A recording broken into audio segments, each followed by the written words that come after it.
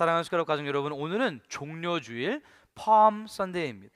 우리는 매년 예수님의 십자가, 죽음, 부활을 기념합니다. 예수님께서 이 세상에 계셨던 마지막 한 주를 홀리 윅, 패션 윅, 고난 주간이라고 부르는데요. 고난 주간은 종료주일을 기점으로 시작하게 됩니다. 오늘 본문에서 예수님은 예루살렘으로 입성하십니다. 예수님께서는 예전에도 예루살렘에 들어가신 적이 있으셨는데 오늘 종료주일은 그 모습이 예전과는 완전히 다릅니다. 이번에 처음이자 마지막으로 많은 사람들이 공개적으로 종려나무까지를 흔들면서 예수님을 왕으로 인정하는 가운데 예루살렘에 들어가십니다. 누가복음 19장 38절 같이 읽겠습니다. 찬송하리로다 주의 이름으로 오시는 왕이여, 하늘에는 평화여, 가장 높은 곳에서는 영광이로다 하니 아멘. 사람들의 환호성만 봐도 대단한데요, 이날 사람들의 환호성만 있었던 것이 아니고 사람들은 길에 자신의 겉옷을 펴니다. 마치 전쟁을 끝나고 돌아오는 왕을 영접하듯이 이런 엄청난 환대를 받으시면서 예수님께서는 왕으로 예루살렘에 입성하십니다. 겉으로 보기에는 정말 승리의 깃발을 흔들어야 될 것처럼 느껴지는 그런 장면인데요, 저는 오늘 본문을 묵상하면서 특별히 종료주일에 대해 생각해 보면서 우리 모두에게 이 질문을 묻고 싶었습니다. 예수님은 나의 왕이신가요? 이 질문은 오늘 설교 제목이기도 한데요, 우리의 인생에 있어서, 지금 내 삶에 있어서 이 질문은 너무나도 중요합니다. 오늘 본문을 중심으로 예수님이 나의 왕이시라면 우리 삶이 어떻게 달라져야 되는지, 무엇이 바뀌어야 되는지 알아보려고 합니다. 예수님이 나의 왕이시라면 무엇이 달라지나요? 우리 같이 읽겠습니다. 예수님은 왕으로 순종을 요구하시는데 의미 부여를 해 주십니다. 다시 한번 읽겠습니다. 예수님은 왕으로 순종을 요구하시는데 의미 부여를 해 주십니다. 예수님은 왕으로 순종을 요구하십니다. 본문에서 두 명의 제자들에게 누가복음 19장 29절 하반절에서 30절에서 이렇게 말씀하십니다. 제자 중 둘을 보내시며 이르시되 너희는 맞은편 마을로 가라. 그리로 들어가면 아직 아무도 타보지 않은 나귀 새끼가 매어 있는 것을 보리니 풀어 끌고 오라. 여기서 우리는 제일 먼저 주목해야 될 것이 있는데, 예수님께서 지금 예루살렘에 입성을 앞두고 있는데 이것이 그냥 이루어지는 사건이 아니라 스가랴 선지자를 통해 약 500년 전에 예언하신 그 장면이 오늘 펼쳐지고 있다는 사실입니다. 스가랴 9장 9절 말씀 같이 읽겠습니다. 시온에 따라 크게 기뻐할지어다, 예루살렘에 따라 즐거이 부를지어다. 보라, 내 왕이 내게 임하시나니 그는 공의로우시며 구원을 베푸시며 겸손하여서 나귀를 타시니 나귀의 작은 것 곧 나귀 새끼니라. 아멘. 예수님께서 나귀 새끼를 요구하시는 것은 충동적인 요청이 아니라 왕으로서 500년 전에 예언하신 예언을 성취하시기 위한 분명한 목적이 있었습니다. 근데 이 왕의 명령을 받은 사람들이 누구인가? 성경은 특별히 이 두 제자의 이름을 기록하고 있지 않고 그냥 두 제자들이라고만 나와 있습니다. 저는 이 부분을 묵상하면서 특별히 이 두 제자의 이름을 기록하지 않은 데는 이유가 있다고 생각합니다. 베드로와 야고보, 요한과 안드레, 빌립 뭐 이런 식으로 이름을 기록하면 우리 딱 머릿속에 나는 그 사람 같지 않은데, 나는 저 사람 같이 그런 모습이 아닌데 라고 생각할 수 있는데, 두 제자라고만 기록되어 있기 때문에 누구나 이 사람들의 입장에 그대로 자신을 한번 넣어볼 수 있고 생각해 볼 수 있습니다. 여러분 한번 생각해 보시기 바랍니다. 모르는 사람의 집 앞에 가서 묶여있는 나귀 새끼를 그냥 풀어서 가지고 오는 것입니다. 오늘날로 따지면 이런 것입니다. 지금 예배당에 예수님께서 오셔서 여기 앉아 계신 두 분, 이름도 말씀 안 하시고 두 분에게 딱 말씀하셔서 이렇게 하는 겁니다. 우리가 다 예배 끝나고 로렌스필 쪽으로 걸어갈 건데, 지금 우리 먼저 로렌스필 쪽에 가면 거기 새로운 하얀색 일란트라가 있을 겁니다. 혹시 엘란트라 타시는 분들, 나귀 새끼랑 비유한 건 아니지만 아무튼 제가 생각했던 거는, 그래서 하면, 그러면 우리는 가서 그래서 그 엘란트라를 가지고 오라. 저는 차를 어떻게 하이제킹 할지 모르는데요 라고 답변하시면, 키는 안에 있나요? 시동이 걸리나요? 누구 차인가요? 사전에 이야기가 된 건가요? 질문이 너무 많이 그냥 생각나지 않으세요? 저만 생각이 많이 나는 것 같은데, 아무튼 저는 정말 이 장면을 생각하면서 와, 정말 너무나도 그냥 질문이 많았어요.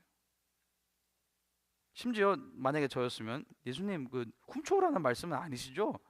약간 그런 질문까지 했을 것 같은데, 분명히 제자들의 상식으로는 이해가 되지 않는 예수님의 말씀이었습니다. 근데 예수님은 이 명령을 할 때 이 말씀만 하시는 것이 아니라 한 가지 말씀을 더 알려주십니다. 누가복음 19장 31절 말씀입니다. 만일 누가 너에게 어찌하여 푸느냐 묻거든 말하기를 주가 쓰시겠다 하라 하시매. 주가 쓰시겠다. 주가 쓰시겠다. 이 한마디가 예수님의 명령 전체를 다 바꿔놓습니다. 예수님은 그냥 단순히 가서 가지고 오라라고만 말씀하지 않으셨고 주가 쓰시겠다. 왜 가야 하는지, 무엇을 위해 가야 하는지 그 의미를 함께 알려주셨습니다. 실제로 이 말씀이 주가 쓰시겠다는 말씀이 얼마나 결정적이었는지 33절을 한번 보세요. 누가복음 19장 33절입니다. 나귀 새끼를 풀 때 그 임자들이 이르되 어찌하여 나귀 새끼를 푸느냐. 제자들이 우려했던 그 상황이 정말 발생한 겁니다. 나귀를 풀고 있는데 잠깐만요, 지금 뭐 하는 거예요? 왜 내 나귀 새끼를 푸는 거예요? 라고 묻는데 그거에 대한 답변을 34절 같이 읽겠습니다. 대답하되 주께서 쓰시겠다 하고 주가 쓰시겠다. 이 말 한마디로 주인은 나귀를 내어줍니다. 이 한마디가 두 제자를 부활안에서 순정으로 이끌었습니다. 우리가 여기서 잠시 멈춰서 생각해 보기 원합니다. 옛날 왕들을 한번 생각해 보세요. 명령을 내릴 때 의미를 설명해 주는 왕이 어디 있나? 없습니다. 왕의 명령은 그냥 명령입니다. 이유도 없고 설명도 없는데 예수님은 다르십니다. 순종을 요구하시는데 반드시 의미를 함께 주십니다. 주가 쓰시겠다. 제자들에게도 주가 쓰시겠다. 나귀 주인에게도 주가 쓰시겠다. 그리고 이런 주가 쓰시겠다는 이 말씀 뒤에는 스가랴 선지자의 예언을 성취하시려는 왕의 뜻이 있으셨습니다. CBS에 새롭게 하소서 200만 뷰를 돌파한 호주 어노인팅 교회 윤치영 목사님을 아시나요? 그는 호주 유학길이 열려서 호주 신학대학교에 입학을 했습니다. 호주에서 종교 비자로 영주권도 받았습니다. 진행하는 사업도 나날이 번창했습니다. 사역하고 있던 중고등부도 날로 부흥했습니다. 정말 그때 주님께 나는 귀하게 쓰임받고 있구나라고 생각했다고 합니다. 그런데 그 순간 한 영혼을 살리겠다고 한 행동 때문에 갑자기 감옥에 가게 됐습니다. 사업도 다른 사람에게 넘어가 버렸습니다. 사역하던 교회마저 떠나야만 했습니다. 감옥 안에서 그는 원망과 분노와 수치와 상처를 가득 안고 하나님을 향해서 이렇게 외쳤다고 합니다. 하나님, 어떻게 나한테 이러실 수 있습니까? 그 교도소 안에서 정말 울분에 젖은 이 외침을 쏟아낼 때 예수님이 찾아오셔서 이렇게 말씀하셨다고 합니다. 주가 쓰시겠다. 내가 널 사용할 거야.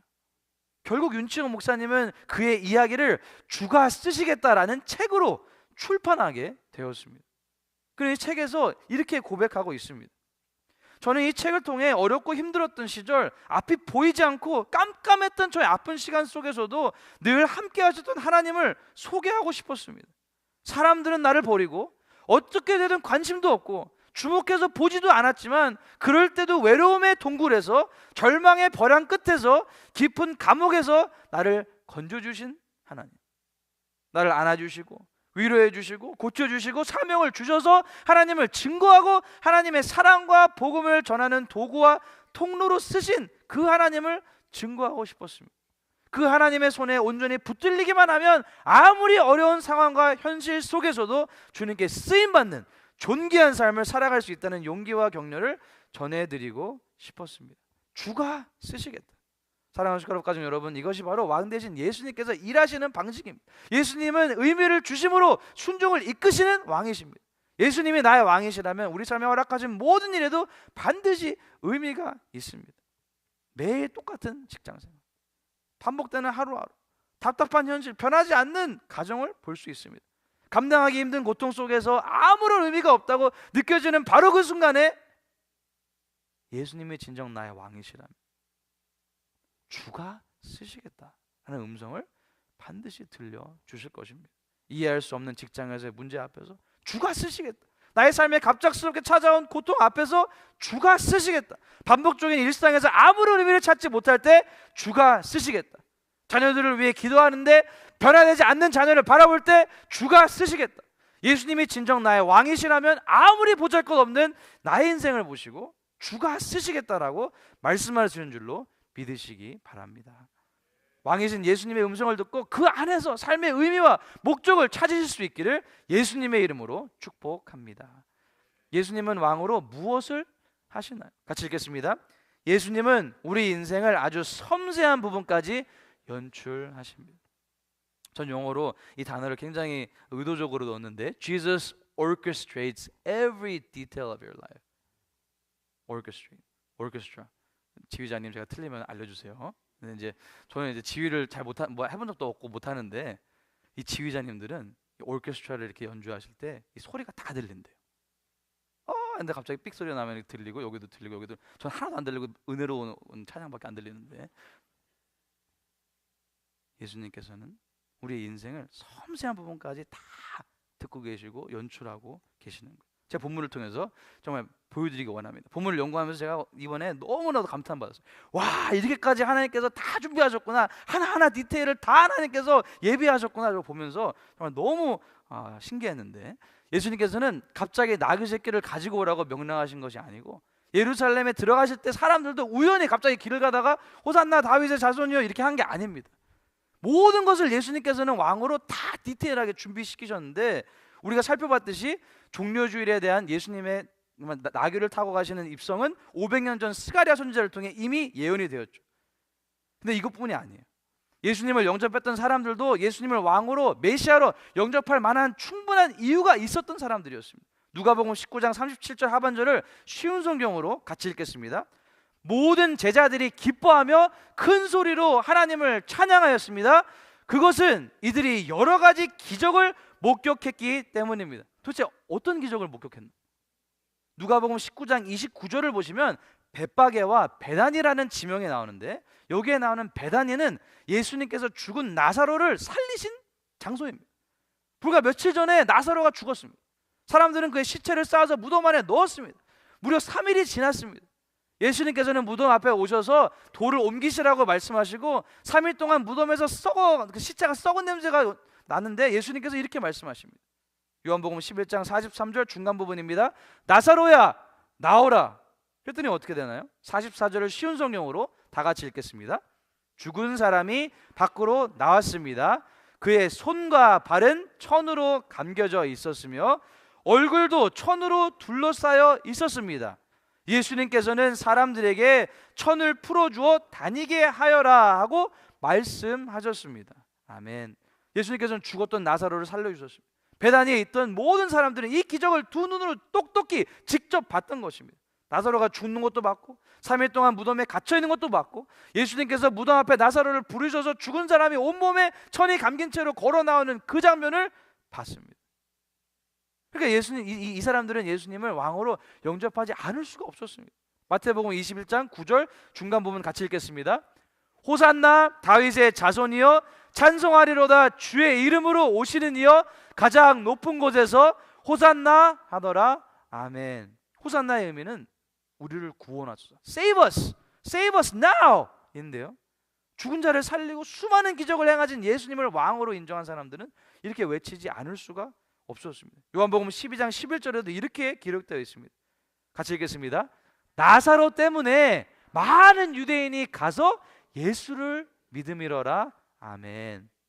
얼마나 많은 사람들이 예수님을 믿게 되었는지 요한복음 12장 10절에는 대제사장들이 나사로까지 죽이려고 모의하니라고 기록되어 있습니다. 우리는 여기서 무엇을 볼 수 있나요? 예수님께서는 왕으로 모든 세밀한 디테일까지 다 책임지고 준비하셨던 것입니다.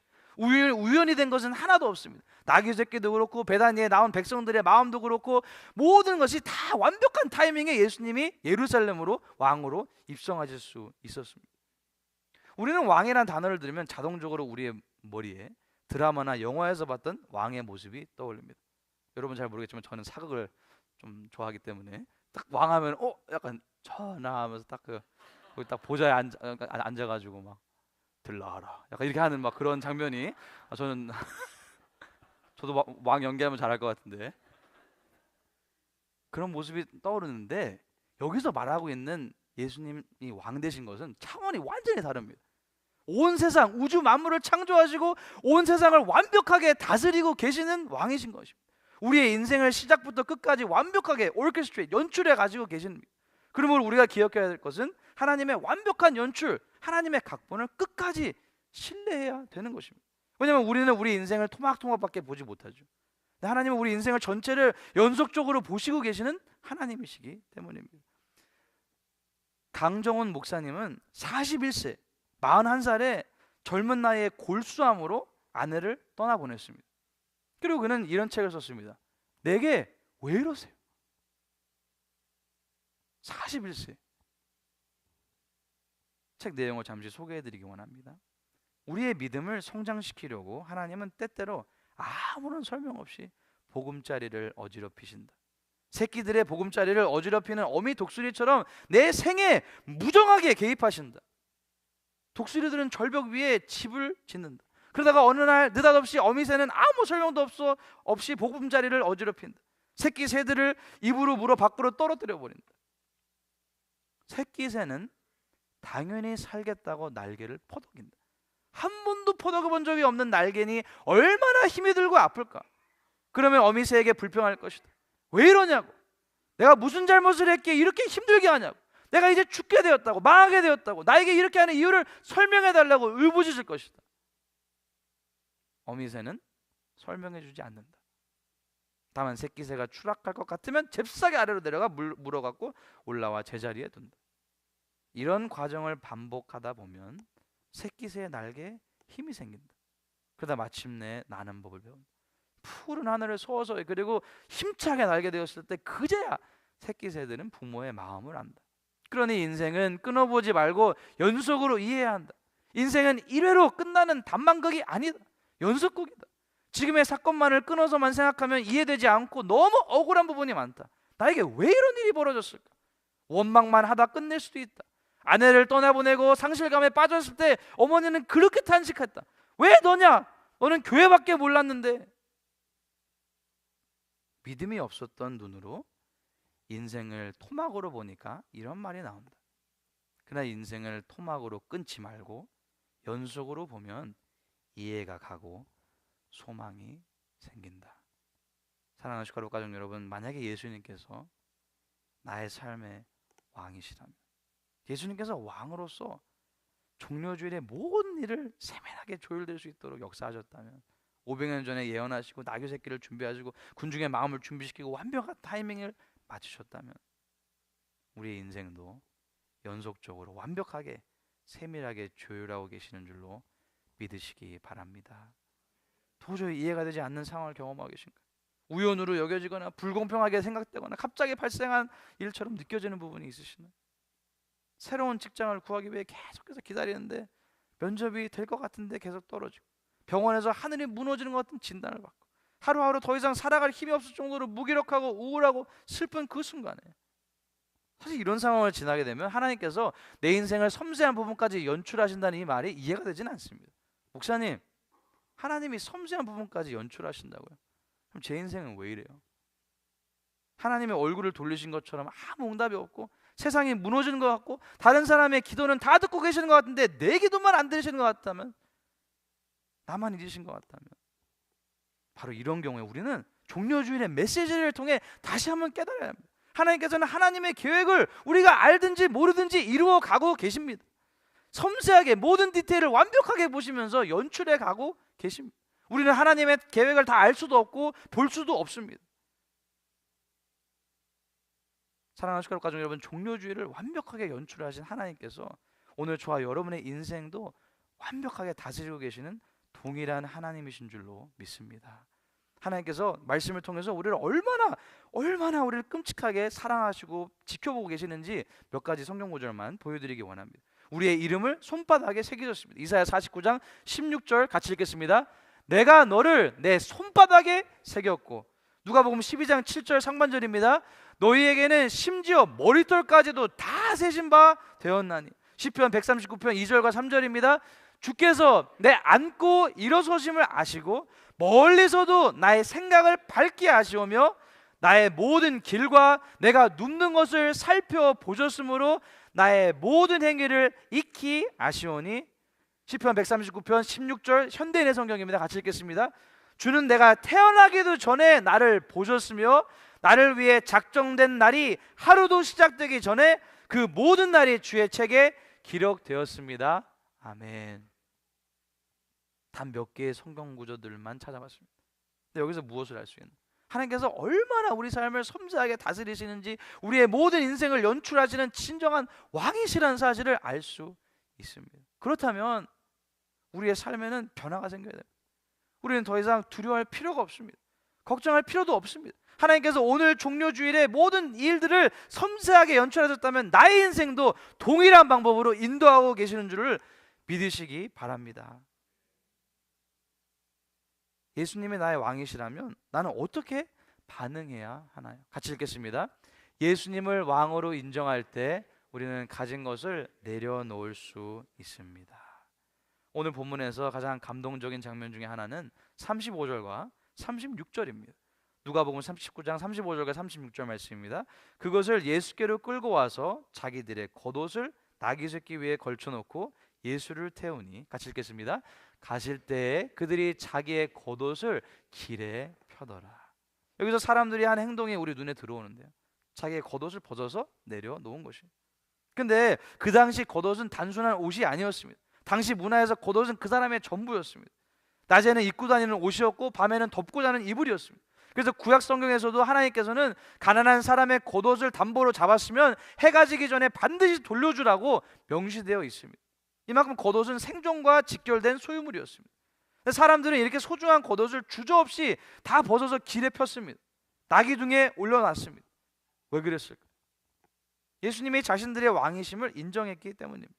이것이 바로 왕을 향한 진정한 반응입니다. 내 것이라고 생각했던 모든 것, 내 것이라고 붙들고 있는 모든 것을 왕 앞에 내려놓는 것입니다.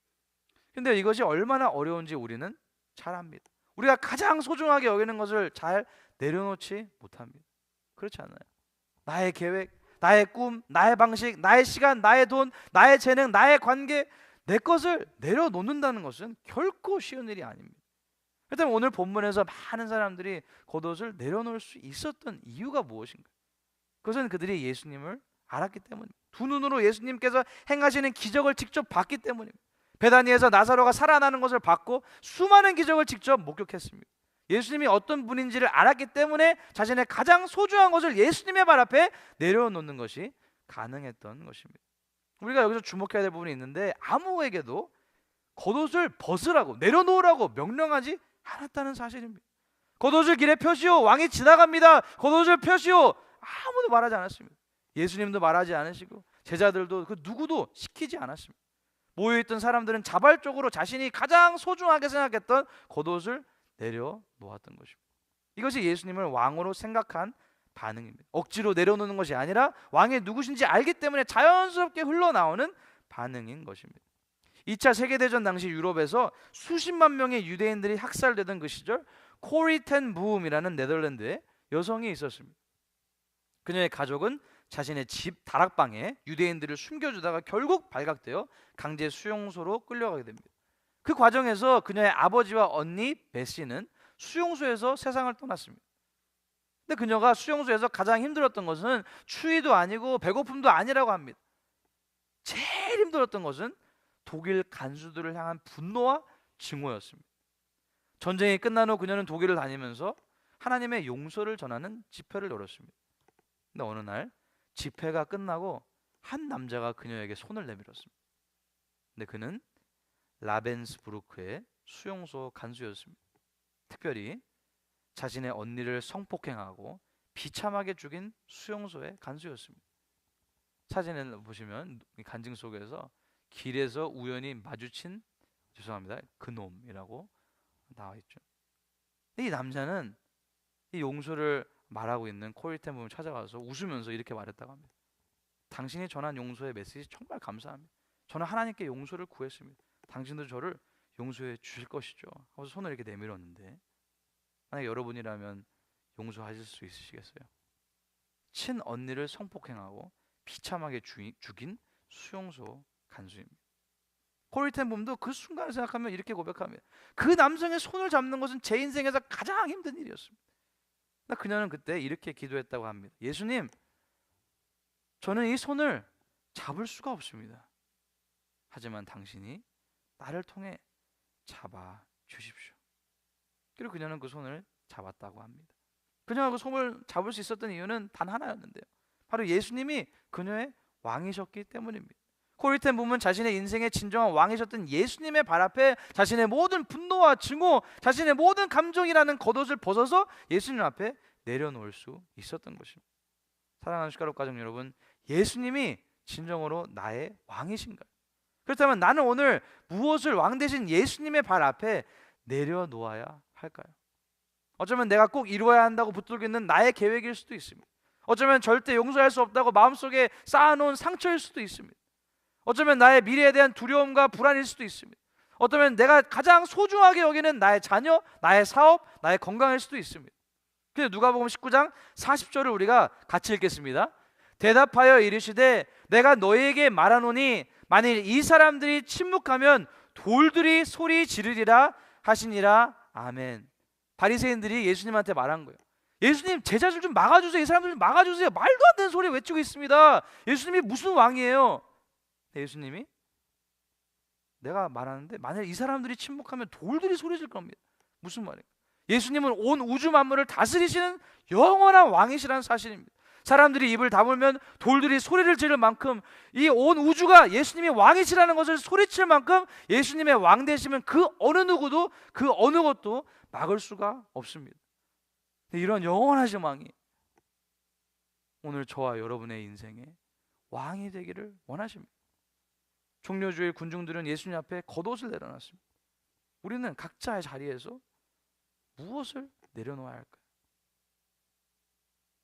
억지로 내려놓는 것이 아니라 예수님이 어떤 분이신지 알기 때문에, 오늘 말씀을 통해서 예수님을 다시 한번 만났기 때문에 자발적으로 우리도 예수님 앞에 우리의 모든 겉옷을 내려놓아야 될 줄로 믿습니다.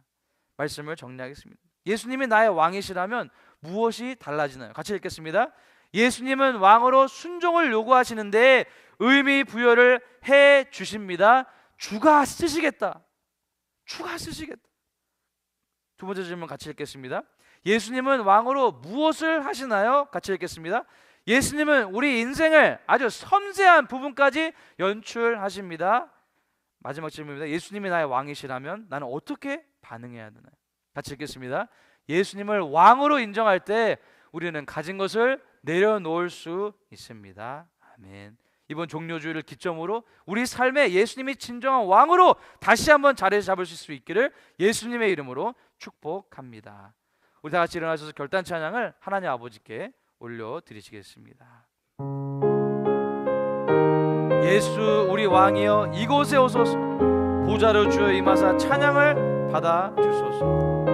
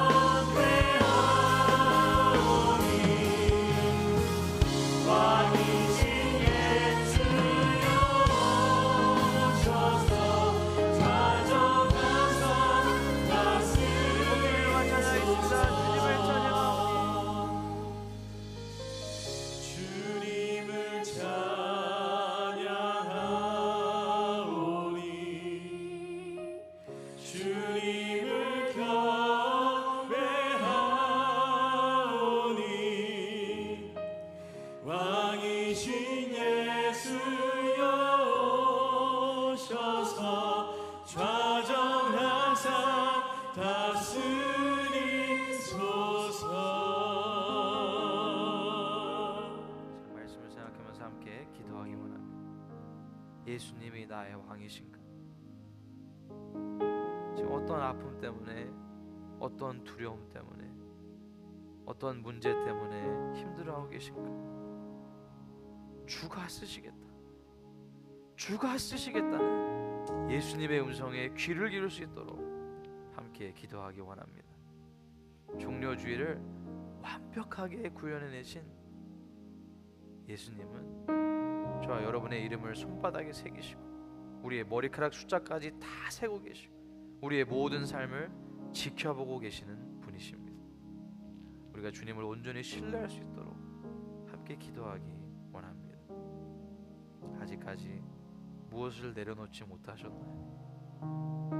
왕 되신 예수님 앞에 나는 오늘 무엇을 내려놓아야 하나요? 예수님을 나의 왕으로 모셔서 우리 삶에 일어나는 모든 일에 대한 의미를 얻고 주님을 끝까지 신뢰할 수 있는 내가 될 수 있도록 이 시간 주님을 외치고 통성으로 함께 기도하겠습니다. 주여!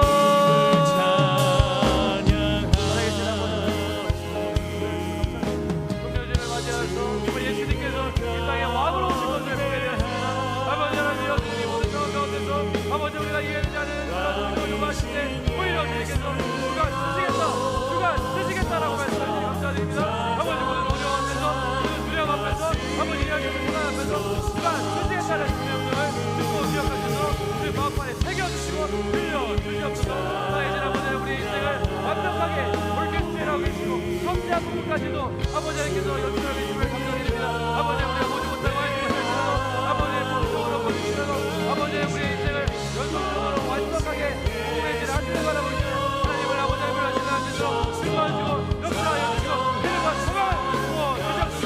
하나님 아버지 하나님께서 즐거워하시는 말씀하셔서 아버지 우리의 마음 가운데 우리의 죄가하지 않기 바랍니다. 아버지 하나님께서 내려오지 못하고 있습니다. 주님 아버지 하나님께서 아버지 하나님께서 도와주시고 역사하시옵소서. 하나님 아버지 주님의 말 앞에 아버지 내려오지 못하고 있습니다. 아버지 하나님께서 내려오시고 도와주시옵소서. 내 걱정이 있는 자녀들 아버지 하나님 오늘 건강에 있는 주 앞에 아버지 하나님 놀라운 것까지는 아버지 하나님 아버지 하나님 역사하여 주시옵소서. 아버지 하나님 우리 삶 가운데 놀랍게 아버지 하나님 아버지 하나님 아버지 하나님 주 앞에 아버지 우리의 삶과 하나님을 온전히 신뢰하기를 원합니다. 하나님을 온전히 따라가기를 원합니다. 할렐루야. 아버지 하나님 아버지께서 우리를 살게 해주시고 왕 되신 예수님께서 내려오시고 아버지 우리 삶 가운데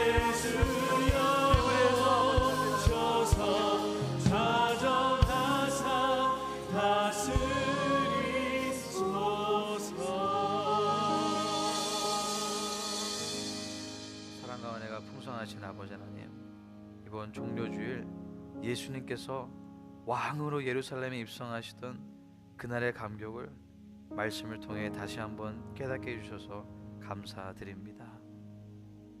아버지 하나님, 오늘 이 자리에 계신 우리 사랑하는 성도님들 한 분 한 분을 주님 앞에 올려드립니다. 매일 반복되는 일상 속에서 지쳐있는 성도님들, 이해할 수 없는 고통 앞에서 하나님 왜 저에게 이러십니까? 라고 울부짖는 성도님들, 병원에서 갑작스럽게 받은 진단 앞에 하늘이 무너진 것 같은 성도님들, 하나님이 나만 잊으신 것 같다고, 나의 기도만 듣지 않으시는 것 같다고 느끼시는 성도님들, 주님 오늘 이 자리에 예수님의 분명한 음성이 들려지기를 간절히 빌고 원합니다. 주가 쓰시겠다, 주가 쓰시겠다. 주여 이 음성을 우리의 마음판 깊이 새겨 주시옵소서.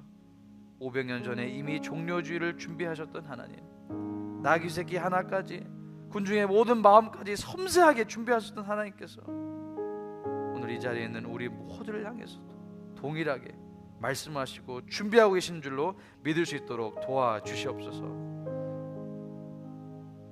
아버지 하나님, 오늘 우리 각자 가지고 있는 겉옷을 주님 앞에 내려놓기 원합니다. 코리텐 붐처럼 도저히 용서할 수 없는 사람들, 너무나 두려워서 내려놓지 못하는 자녀들, 예수님을 신뢰하기 때문에 주님 앞에 내려놓을 수 있도록 역사하여 주시옵소서.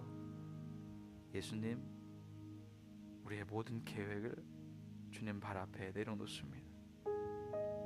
우리의 모든 두려움을 주님 발 앞에 내려놓습니다.